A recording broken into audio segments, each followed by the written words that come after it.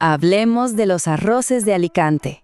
Hoy nos vamos a meter de lleno en una cultura culinaria que tiene una identidad, tan profunda y potente como el mismísimo mar Mediterráneo que la inspira. Y a ver, antes de arrancar, vamos a aclarar la pregunta del millón. No es lo mismo que una paella. De hecho, pensar que todo arroz que se hace en España es paella es como decir que toda la música es rock. O sea, es un punto de partida, sí, pero nos estaríamos perdiendo un universo de matices increíble. Para entender de verdad de qué va todo esto, hay que hacer un viaje. Y no solo a la costa, Es un viaje al origen, al corazón de un sabor que nació de la pura necesidad y que se fue perfeccionando con ingenio. Un sabor que, fundamentalmente, viene del mar. Bueno, empezamos a desglosar esto. Alicante no es simplemente un lugar donde se hacen buenos arroces. Es, de hecho, una escuela culinaria en sí misma. Es como la otra gran cuna del arroz, con una técnica y una filosofía totalmente propias.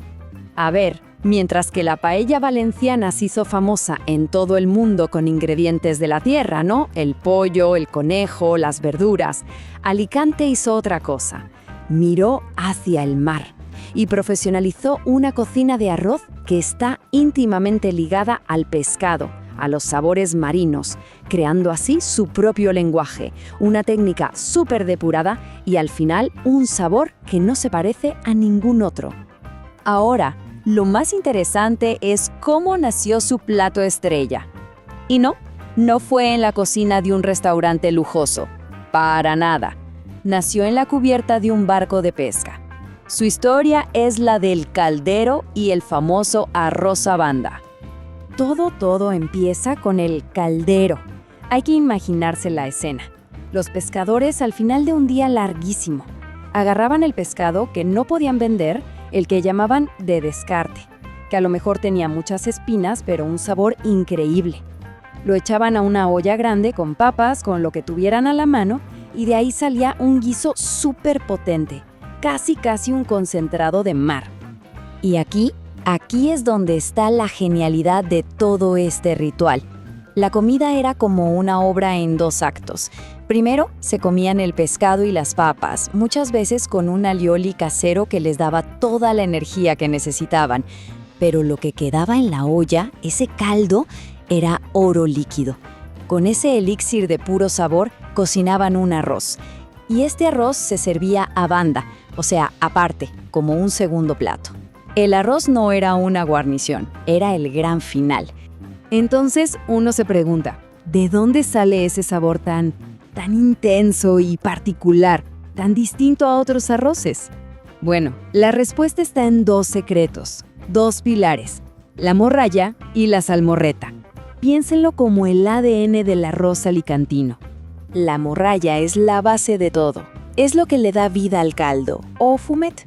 Y ojo, no estamos hablando de pescado barato y ya, no. Es una selección súper estratégica de pescados de roca, como el cabracho, el rape, el pez araña, que se eligen no tanto por su carne, sino por la gelatina que sueltan sus espinas y la intensidad de su sabor. La morralla no es un ingrediente más, es la sustancia del mar hecha caldo. Y si la morralla es la sustancia, la salmorreta es el alma. Es un sofrito que se cocina a fuego súper lento hasta que se vuelve casi una pasta concentrada. Su ingrediente estrella es la ñora, un pimiento rojo, redondito secado al sol, que le da un dulzor ahumado y un color rojizo profundo que es inconfundible. Una sola cucharada de salmorreta es una bomba de sabor que define todo el plato. Bien, ya tenemos el sabor, pero ahora pasemos a la culminación de la técnica, a ese momento que de verdad separa un buen arroz de uno memorable. Hablemos del arte del socarrat. Miren, el socarrat es mucho más que un simple arroz tostado en el fondo. Es la firma del cocinero, el sello de maestría. Es esa capa delgadita y crujiente que se forma abajo, donde el sabor se carameliza y la textura llega a su punto máximo. Es el lugar exacto donde todo se une, el sabor, la textura y la técnica. Y aquí es importante aclarar algunos mitos, porque no, el socarrat no es arroz quemado, es el resultado de una cosa llamada la reacción de Maillard, que es básicamente una caramelización controlada. Tampoco es un accidente afortunado, para nada. Es una decisión técnica, algo que se busca a propósito y con mucha precisión. Y por eso su sabor no es amargo, es un sabor a tostado profundo, complejo, delicioso. Conseguirlo es un arte que depende de los sentidos. El cocinero experto no está viendo el reloj, está escuchando el arroz. Cuando ya casi todo el caldo se evaporó, se empieza a oír un crepitar, un sonidito muy particular. Es el arroz friéndose en el poquito aceite que queda. Justo en ese momento, ¡pum!, se sube el fuego al máximo por 1 minuto o 2 como mucho. Y la guía final es el olfato. Tiene que oler a tostado, a gloria, pero jamás a quemado.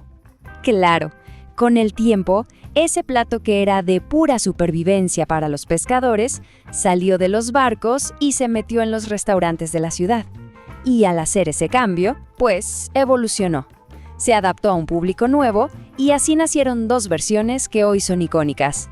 Y esta evolución no fue solo cambiar un par de ingredientes, fue un cambio total de filosofía. De la necesidad más rústica, se pasó a la comodidad de la burguesía, y de ahí salieron 2 de los arroces más famosos de toda la región. Y aquí se ve clarísimo. Por un lado, el arroz a banda de hoy en día todavía respeta su origen. El arroz tiene solo, limpio, sin pedazos de pescado ni mariscos encima. La filosofía es directa. Toda la esencia, todo el sabor, ya está metido en cada grano de arroz. Por otro lado, tenemos el arroz del señoret, o del señorito, que como su nombre lo dice, nació para la comodidad. Este sí que trae todos los mariscos, pero ya peladitos, listos para comer. Su filosofía es otra, la elegancia y el placer sin tener que ensuciarse las manos. En resumen, el arroz de Alicante es más que un plato, es una crónica, es la historia de cómo la necesidad puede transformarse en arte puro, de cómo los sabores más auténticos del mar, que en un principio servían para sobrevivir, hoy son un símbolo de excelencia gastronómica que te cuenta la historia del Mediterráneo en cada bocado. Así que, para terminar, les dejo una idea. La próxima vez que tengan enfrente un plato de arroz, pregúntense, ¿dónde está el verdadero sabor? ¿En los mariscos que están ahí adornando la superficie? ¿O en esa alma invisible que se esconde dentro de cada grano?